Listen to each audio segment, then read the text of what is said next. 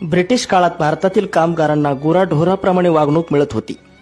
कामगारांना 12-12 तास काम करावे लागत असे आणि एवढे काम करून सुद्धा भारतीय कामगारांना योग्य ती वागणूक मिळत नव्हती.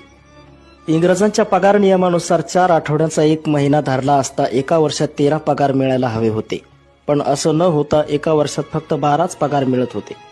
ही बाब डॉक्टर बाबासाहेब आंबेडकर यांच्या लक्षात आली.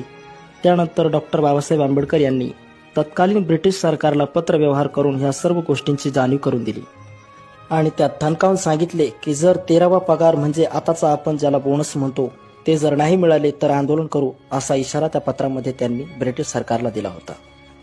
त्यानंतर ब्रिटिश सरकारने डॉक्टर आंबेडकर यांच्या पत्राची दखल घेत कामगारांना 13वा पगार म्हणजे आताचा बोनस कसा देता येईल यावर विचार केला.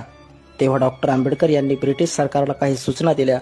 त्यामध्ये त्यांनी असे सुचवले की भारतातील सर्वात मोठा सण म्हणजे दिवाळी, तर 13वा पगार म्हणजेच बोनस दिवाळीलाच देण्यात यावा.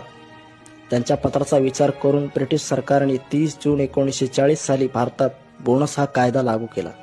डॉक्टर बाबासाहेब आंबेडकर यांनी कुठल्याही एका जाती किंवा धर्मासाठी कार्य न करता सर्व भारतीयांसाठी मोठा लढा उभारला होता. बाबासाहेबांनी संविधानाच्या माध्यमातून माणसाला माणूस म्हणून जगण्याचा अधिकार दिला. संघर्षामध्ये भरडलेला हा भारत कामगाराच्या श्रमाशिवाय उभा राहू शकत नाही.